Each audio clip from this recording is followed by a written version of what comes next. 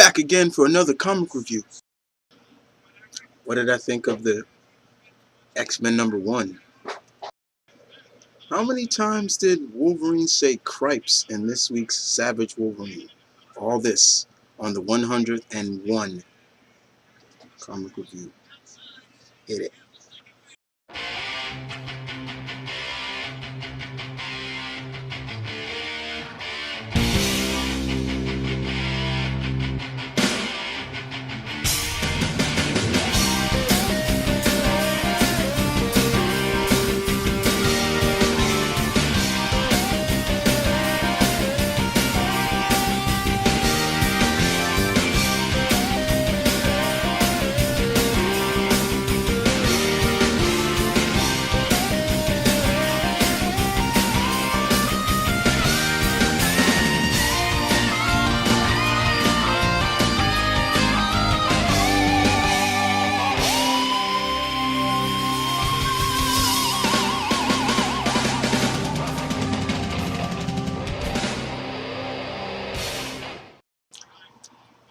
Hi guys, Wolverine here coming to you again.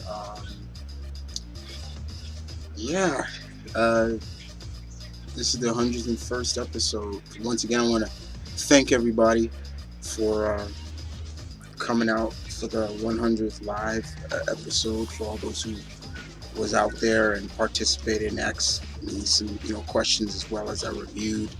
Had a lot of fun with that. Like I said, I dress up for you guys a little bit. I did. It was fun. I had a lot of fun with that. But here I am with the 101st episode, and ready to gear up to give you my thoughts on the last week of May's books that came out. I thought for the last week of May we had some good titles. I guess everybody really wants to know, what I thought about X-Men #1. Finally, the women of the X-Men. Some of them, not all of them, but are pretty much get the spotlight. So I really thought people would thought about that. But other than that, it was a good week. As always, show some love and respect to my mentor, my bro, Blue Goblin. He had just did a live Q&A last Friday. Went really well. And I had a lot of fun with that. Members of the DarkAvengerINC family. One member of the DarkAvengerINC family, Michael. He graduated, so congratulations to that. All is well on everybody's end, so that's good to know, as always. But here I am to, let's get right into the comics. So these are still books in May, so I'll still present them the way I was. So we'll go Marvel, Independent, and end with DC. Not a lot of DC that I got, but a lot of, pretty much a lot of Marvel and more Independent. As always, and speaking of DarkAvengerINC, once I film this, there will be one review on DarkAvengerINC. This title is exclusive to DarkAvengerINC Plus, and that's Jin Rise #5. So that will be going up on that on DarkAvengerINC Plus. This is an exclusive title, so if you want to, you look in the description, and you'll find a site to go to see what I thought about that issue. But let's gear it off with the first title. Captain America, #7. Rick Remender and Ramita still doing the artwork. The turmoil in this is still coming. It's very much getting. Basically, Armin Zola has taken back his son Ian, the baby that Cap has been raising all these years, and been raising him as his son, and he's done a good job at it. But Zola has brainwashed him now, and of course, then you have Zola's daughter, Ian's sister, Jet Black, who at the end of the last issue we thought Cap killed her, but he didn't. We all should know Cap's not going to kill in cold blood. But it gets more and more dire in this because we start to realize that Zola has a plan. And what he plans to do is simple. Invade Earth. Invade Earth. And it's up to Cap to stop him. It really is. It's up to Cap to stop him. He's hurt. He's wounded. He's badly wounded. He's got ruptured disc. He's got and it's like he keeps fighting. He's fighting the pain. To get up. I gotta keep fighting. I gotta keep fighting. I gotta get to Ian. Everything like that. And there's a scene in here between Steve and Jet Black, Ian's sister, and it's kind of like a turning point for her, in a sense. But other than that, I still have been enjoying this title very much. I've been loving the sci-fi aspect of it, and I've been loving how, it's really, Cap is really being pushed to the limit in this, and makes for good storytelling to me. Rick Remender's still doing a very good job on this title, very much. Okay, we move on to Gambit number 13. James Abnett still does the writing, and we have Amilcar Pina, I hope I'm saying your name right, does the artwork. Alright, so look on the cover that you see Gambit fighting the Iron Patriot, in a sense. Or is it? Basically, this picks up right where the last issue left off, with pretty much Gambit's friend, Fence, who was actually a cyborg, was badly damaged by Tombstone in the last issue.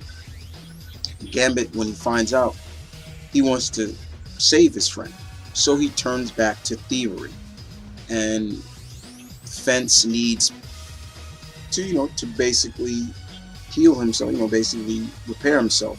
He is a cyborg, and who better to know about cybernetics than Tony Stark, in a sense.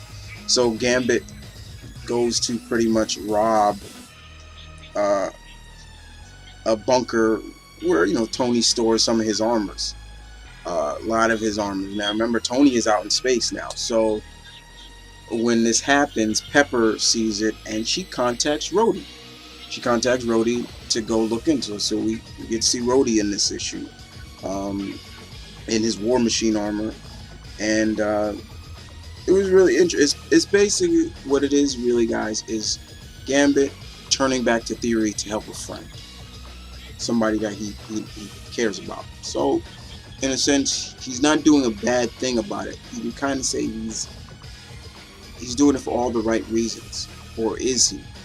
Because even Rhodey figures out, when he finds out what really, because there's a scene where Gambit gets in an old Iron Man armor and they fly around Manhattan, him and Rhodey, and when Gambit shows Rhodey what's going on, Rhodey's like, okay, all right, I became a soldier to help people, not to kill people, in a sense.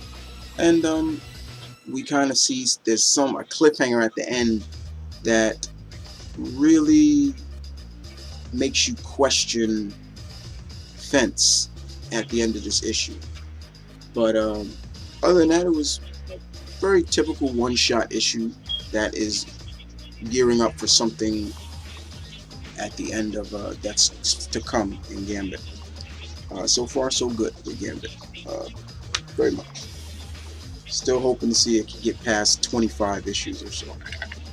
Excuse me. So we move on to the final part of the Indestructible Hulk with Thor. This is issue number 8. Mark Waid, Walter Simonson still doing the artwork. In this issue, this is the last part of Gods and Monster, where we know that Bruce and his team are in the past. So that's why Thor is in his old school look, and why Thor doesn't know the Hulk and everything. He doesn't know Bruce, doesn't know Hulk, everything like that. But he also found out that one of his lab assistants she's reckless and she wants to die because she has a brain uh, augmentation in her head that's killing her. It's killing her, and in a sense, Bruce is trying to help her realize that, you know, you got to keep fighting even if you wait. There may be a cure. We can help. Things like that. But it was pretty much still action-packed. You know, Thor and Hulk fighting off the frost giants from entering the, entering the present, which was fine. And basically, you know, Thor and, you know, Hulk, you know, just good old classic Thor Hulk team up action. It was fine. I enjoyed it for what it was. I'm always giddy when I see Walter Simonson's artwork or his writing. No problem. And you know, Wade did a good job. Next up, we get into I guess Daredevil guest stars on the next issue. So we're gonna have two characters that Wade is currently writing in one book. So I'm looking forward to that. Mr. Wade just keeps doing a good job. Just keeps flushing his magic dust everywhere, and it's getting in my face. Sorry, but yeah, good stuff. Right, and we move on to New Avengers number 6. Jonathan Hickman, Stephen Ebenen's artwork. I love his artwork. This is the issue where, literally, in a sense, the Illuminati kind of crossed that line of destroying a world. Yeah. Now, do they feel right about it? No, they don't. But they realize that that it may have to come down to that. I'm not going to spoil too much for you, but this time they actually take Black Swan with them on one of their missions, and a lot of them are not feeling right about it. T'Challa's not feeling right about it. Hank, you know, Reed, you know, Doctor Strange, Tony, you know, they're not feeling right about what they have to do. And of course, Namor, you know, being the, you know, the jackass that he is, he's like, you know, they're still trying to hold on to them being called heroes and everything like that. You know, being the asshole about it. Dr. Doom makes a appearance in this, him and his son. For all you guys don't know, Doom is my all-time favorite villain of all time in comics, period. I love Dr. Doom before anybody else. So it was really good to see Dr. Doom in this. But yeah, basically the main concept of this issue is they crossed that line, and the cover sums it up pretty much. It pretty much sums it up. But it's still good storytelling by Jonathan Hickman. Alright, we move on to Savage Wolverine number 5. Of course, you know, I'll know Frank Cho does the artwork and does the writing as well. This will be the final issue where he, before the new creative team comes on and takes over Savage Wolverine. I wish Frank Cho would have stayed on as maybe the artist, but, you know, oh well. But how did I enjoy the final part of Logan's time in the Savage Land with Shauna? The last time we left off this issue, we got a big surprise by the Emerald Giant himself, the Hulk. He comes into the fray now, and he doesn't know where he is. And, you know, basically Wolverine's like, shit, like, he's like, Shauna, get behind me. And I love the line where Shauna said, you get behind me. And, you know, Hulk's like, where am I? Like, you. Like, when he see Wolverine, he's like, you. Like, and so, you know, Amadeus Cho has to, like, Hulk, it's me. Remember me, your friend, Amadeus. And, you know, Hulk kind of starts to calm down. And, you know, they tell him where he is until one of the giant apes that Wolverine was fighting in the last issue jumps on Hulk, bites him in the neck, and, you know, Hulk's just got pissed off from there. And this is the intelligent Hulk that we're dealing with, not Hulk Smash. Well, he does say it, but it is the intelligent Hulk. But we find out that there is something in the Savage Land besides that is being held prisoner there, an alien or something like that. I'll show you what it looks like. That's him, this giant alien that's being held there. Besides that, I'm gonna come on and say this, Mr. Cho, you really made Hulk look like the punching bag in this. And yeah, you heard me say that. Hulk the punching bag? Yes. In every part of this, Hulk was being looked at as the comic relief, the punching bag. Like, he got stabbed in the head by Wolverine. He gets slapped around by this. He loses his pants and he's butt naked. He gets eaten by this giant whale-like creature, and even they look at it like, even Amadeus Cho said, you know what, I gotta admit that was kind of funny. And I'm like, wow, that's really interesting. Like, you really kind of did that. Okay, but the main question is probably actually, hey Chris, so how many times did Wolverine say cripes in this? He only said it once, but yeah, he did say it, and I was like, God, like, but for the end of Mr. Frank Cho's run, it was okay, but it leaves you open to suggestions of what happens now with this, you know, that alien creature and everything like that. It looks like there's something more to it. He was a herald for something, kind of like, I'll let you know that he was a herald for some kind of Galactus-like creature himself, like another creature pretty much almost like Galactus. I'll show you what he looks like. Here he is right here.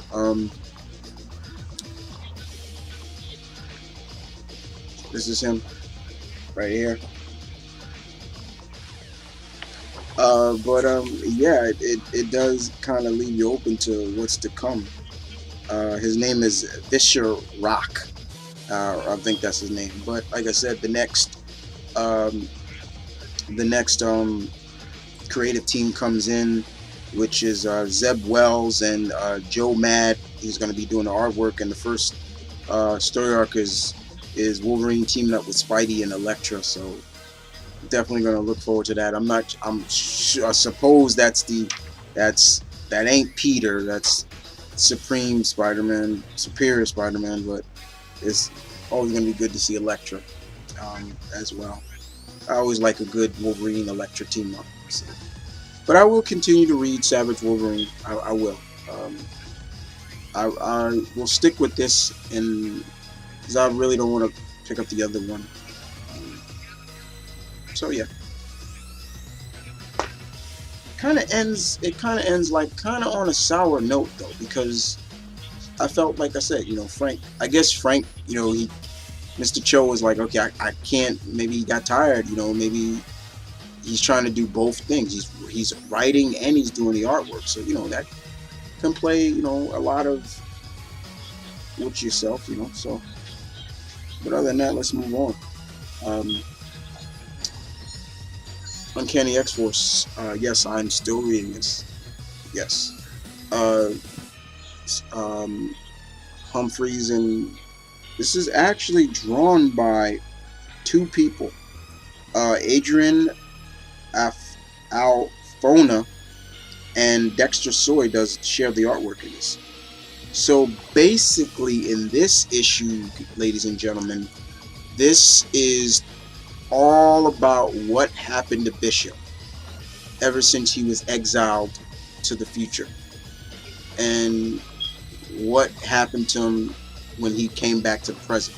So we got Storm and Psylocke in his head, and we're seeing all what's been going on with him ever since he became obsessed with trying to kill Hope Summers and everything like that, and when he was banished to the everything.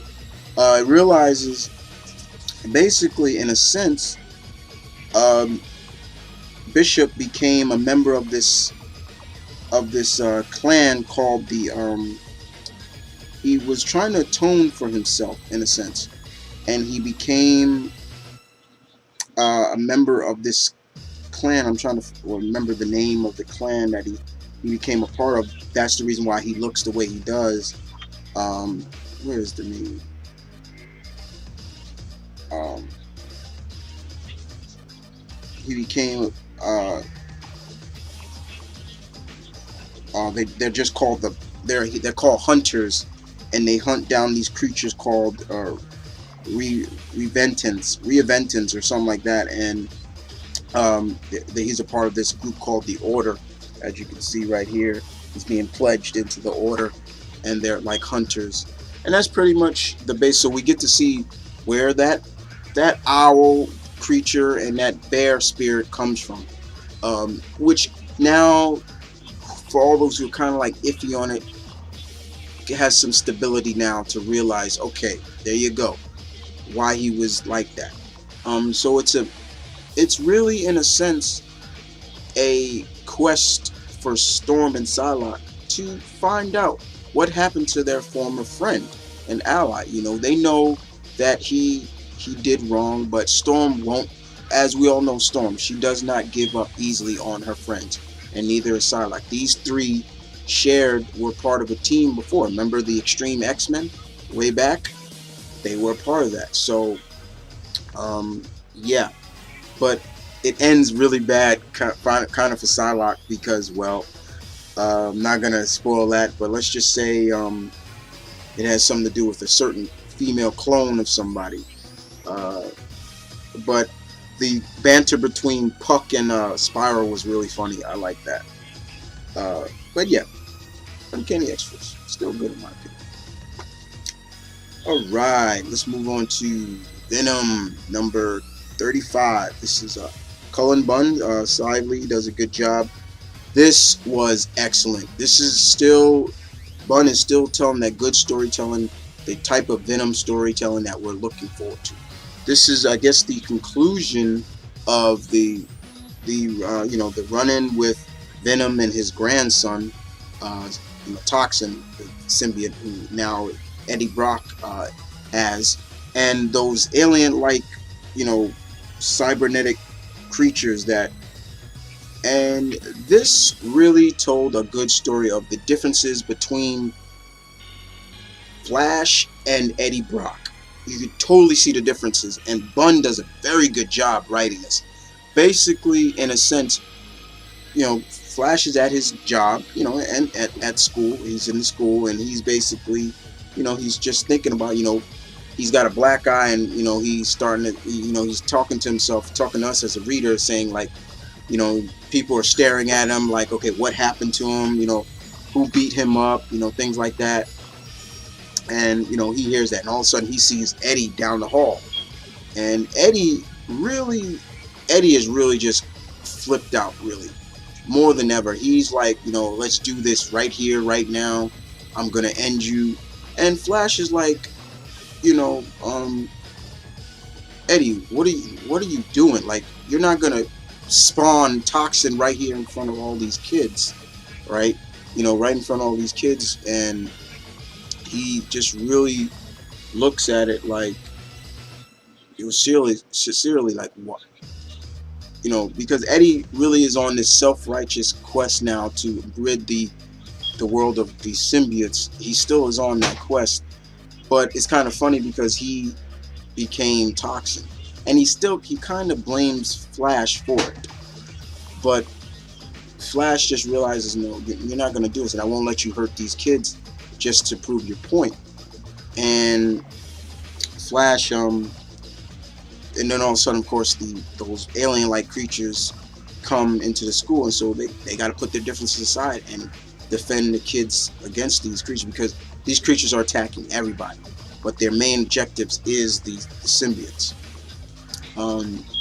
And there was some good witty banter between the grandfather and grandson, the symbiotes, not the humans. But at the end of it, it was basically Eddie Brock basically said, look, all right, fine.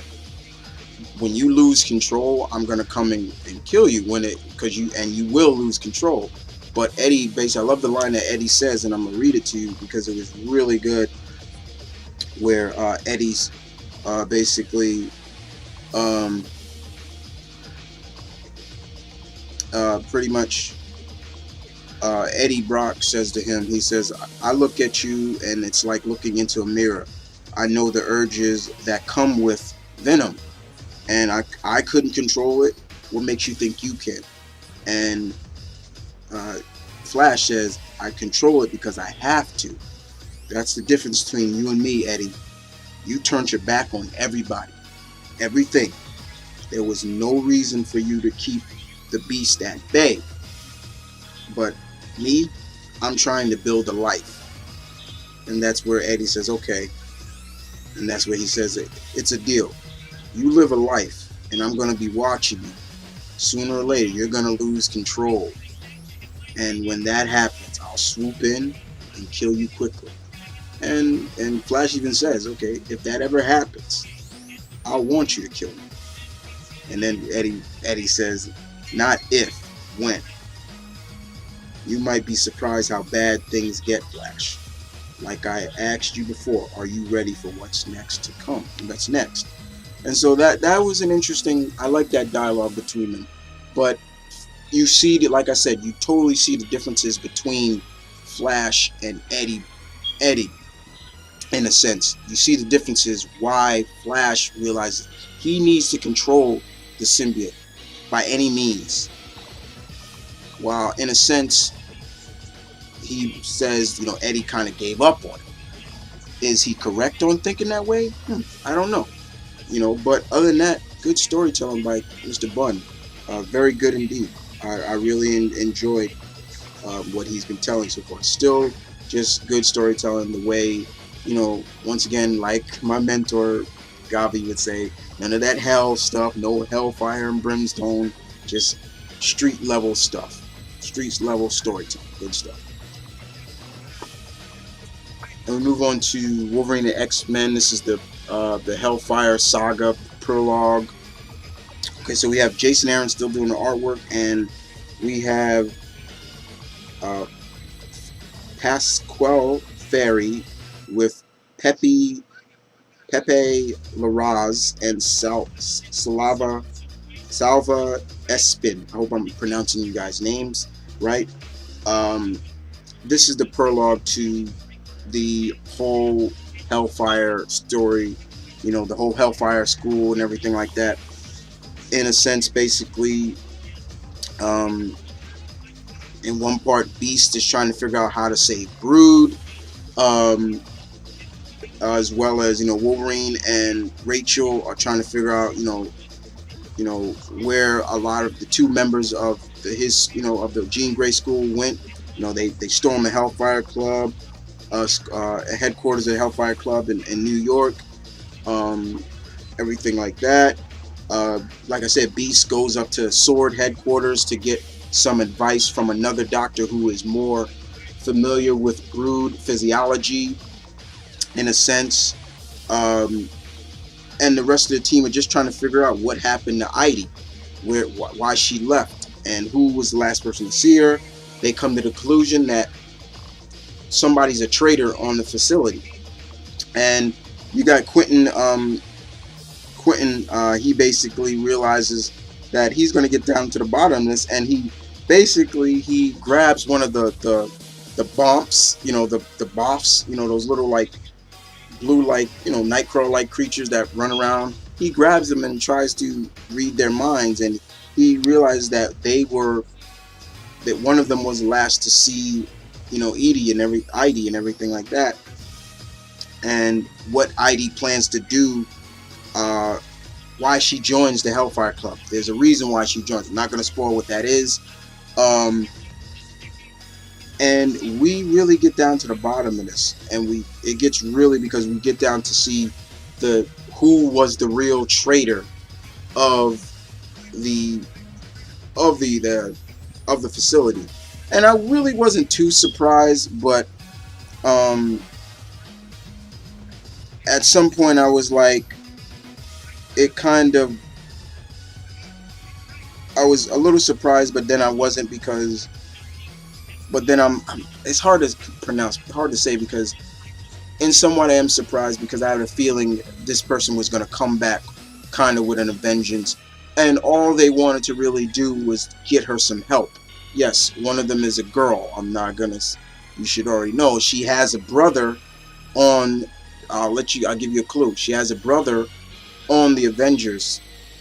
So look on the Avengers team and who's her brother. And of course, as for the facility, as for the other person, I wasn't too surprised either. But in a sense, it's about love as well. But this looks like to be gearing up pretty well for this Hellfire saga. So yeah, looking good, very much. All right, and X-Men #1, here it is. Brian Woods and Oliver Capelli, one of my favorite artists. I love Oliver Capelli's artwork. All of the 80s right here. Jubilee, Kitty Pryde, my rogue, Auntie O, that's what I call her.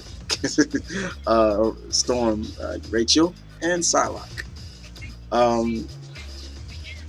This was good. Very good. Very, very good. I really enjoyed it.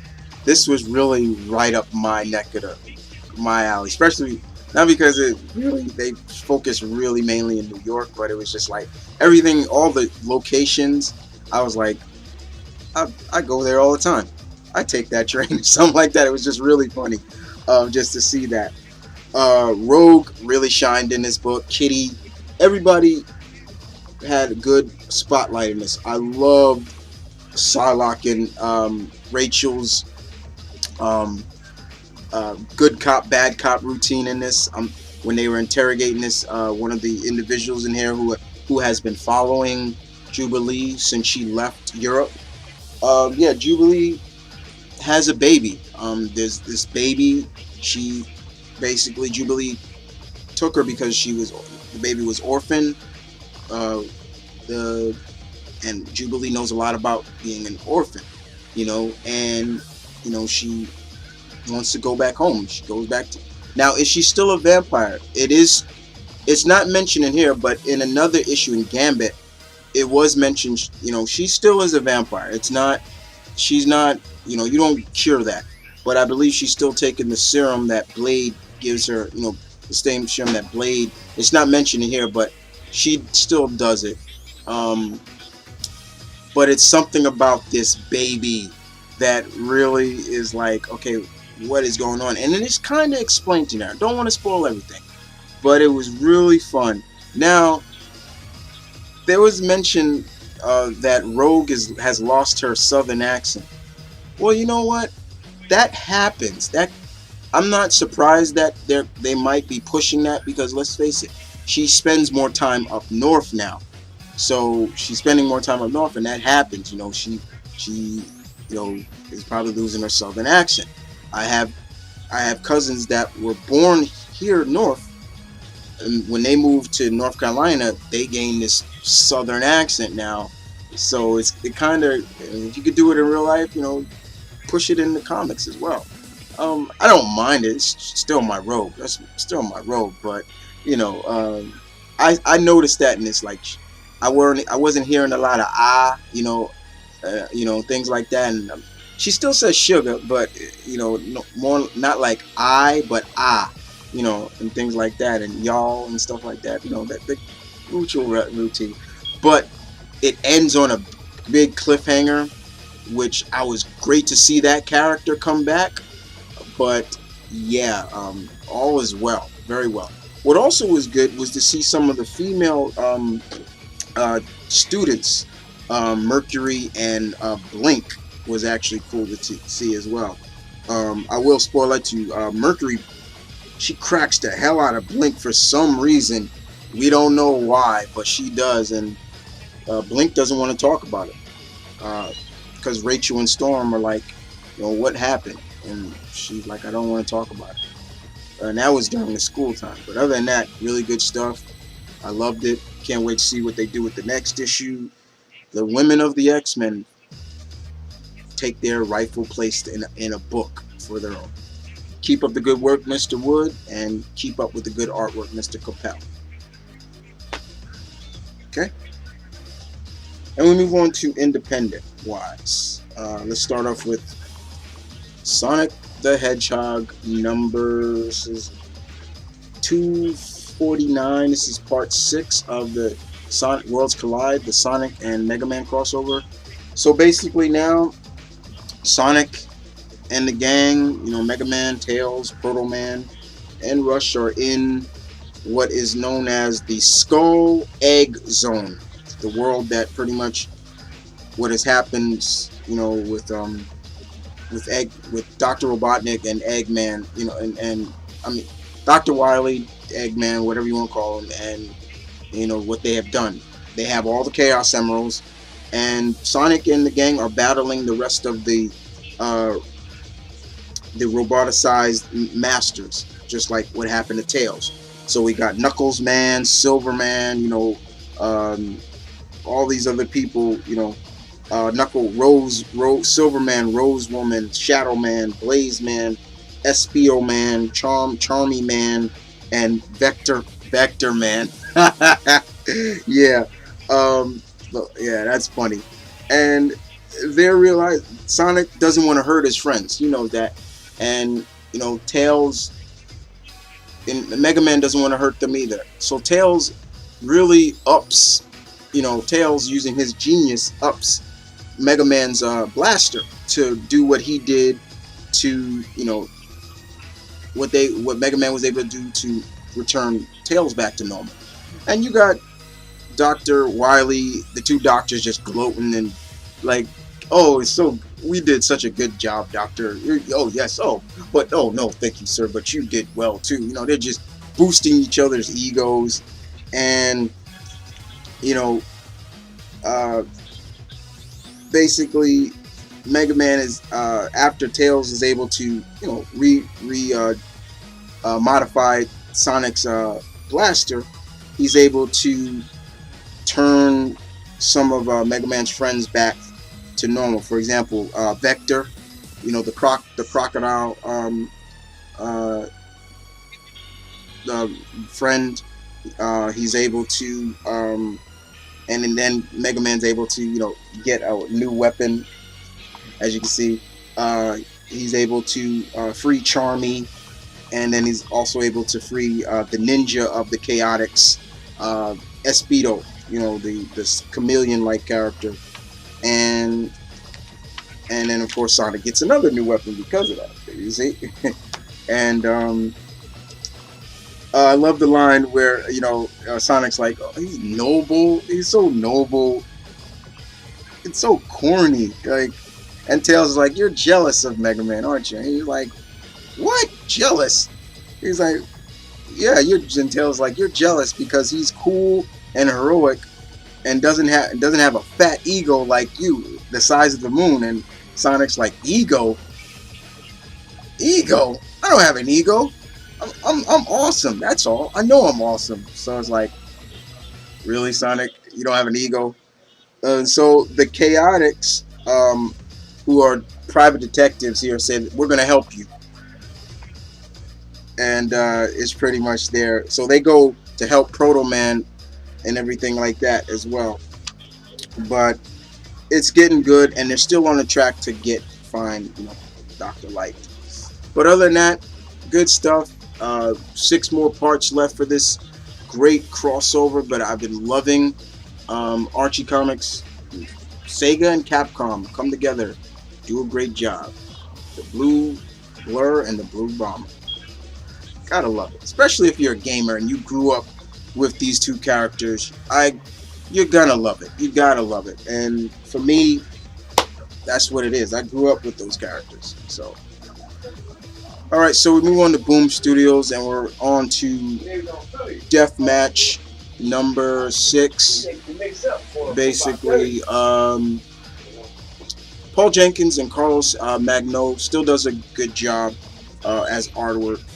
And Paul Jenkins, the story is going. More heroes fighting against heroes, more heroes versus heroes dying, and the heroes are still trying to figure out what is going on. Now it's more the point of trying to figure out what's going on with some of their fellow heroes as well. For example, one of the heroes, being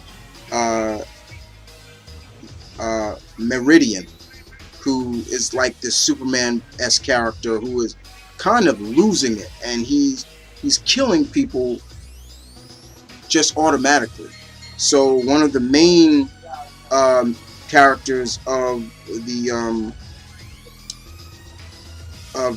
basically of the group, this guy right here, is trying to figure out what's going on with him, and it's getting dire in a sense. But I've still been liking this the storytelling from DeathMatch and Boom.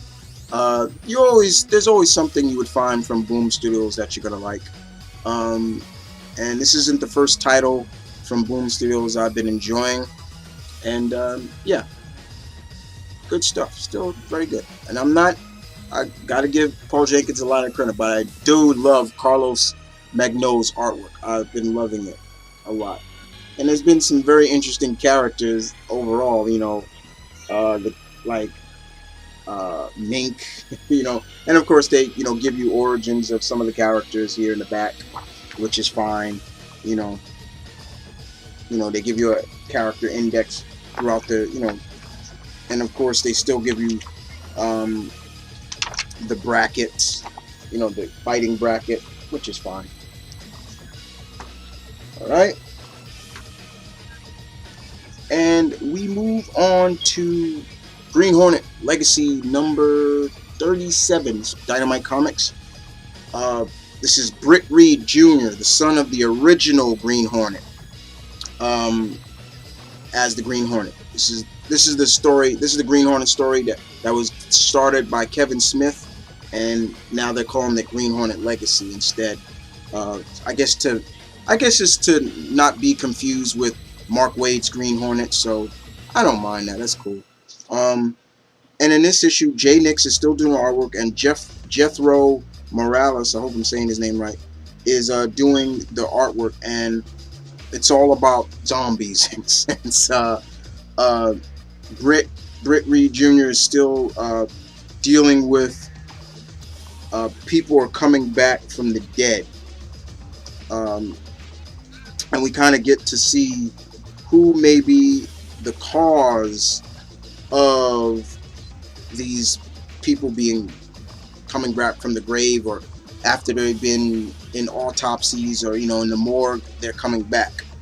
And lucky for Britt, you know, he's got, his suit is made out of Kevlar, so, you know, he got bit a couple of times, and he's lucky, you know, because he's not, you know, get bit. I guess even in this, you get bit by these decaying zombies, you still turn into one, but still the old routine: bash it, headshots, kill them. But there's some more to it that really kind of is interesting as well, because they're not just basically your ordinary zombies. They're like almost like walking bombs.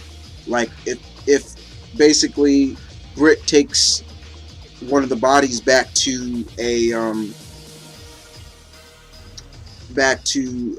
his headquarters to autopsy, and we find out that these biochemic walking piles of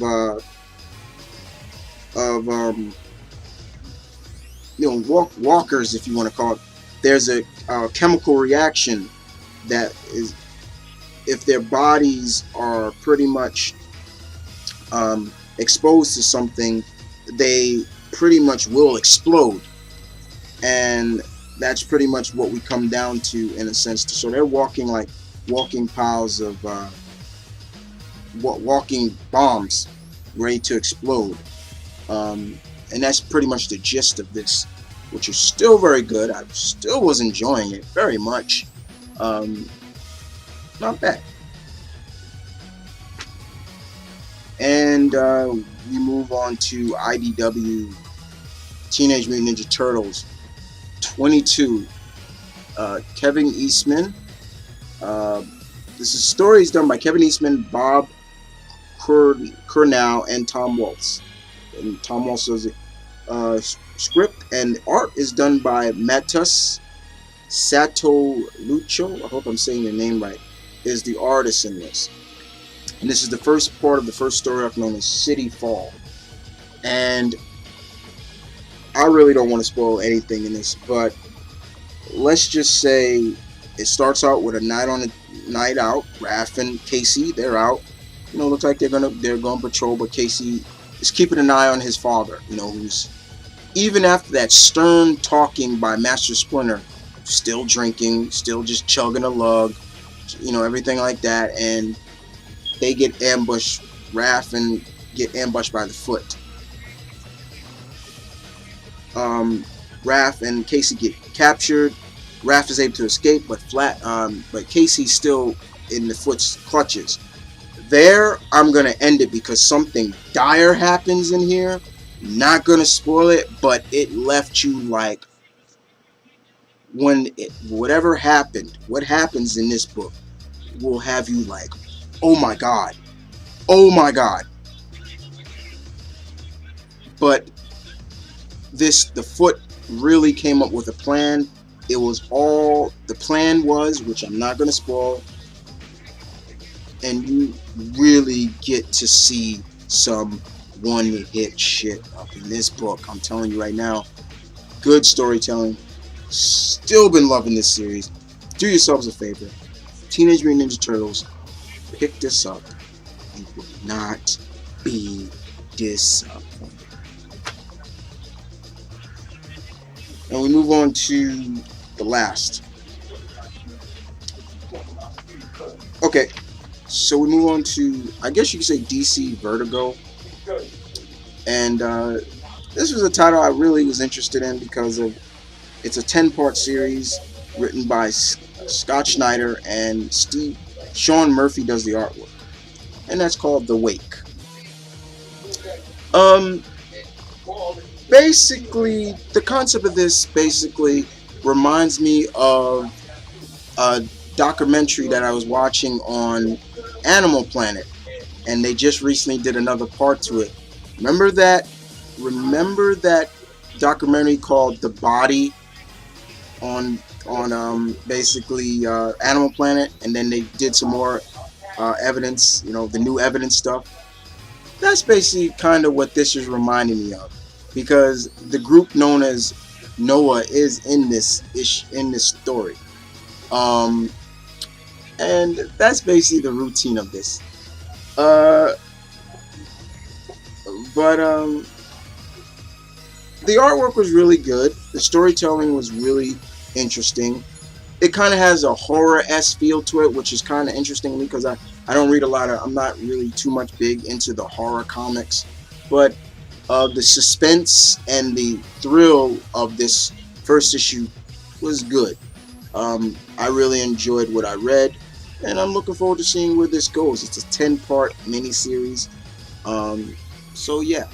But it does feel like I said, that documentary, The Body, you know, which is fine. I'm cool with that. And we move on to the Dark Knight Annual, Batman The Dark Knight Annual #1, featuring the Mad Hatter, Penguin, and Scarecrow. Greg Hurwitz does the artwork, and Simon Kuransky does the artwork, of course.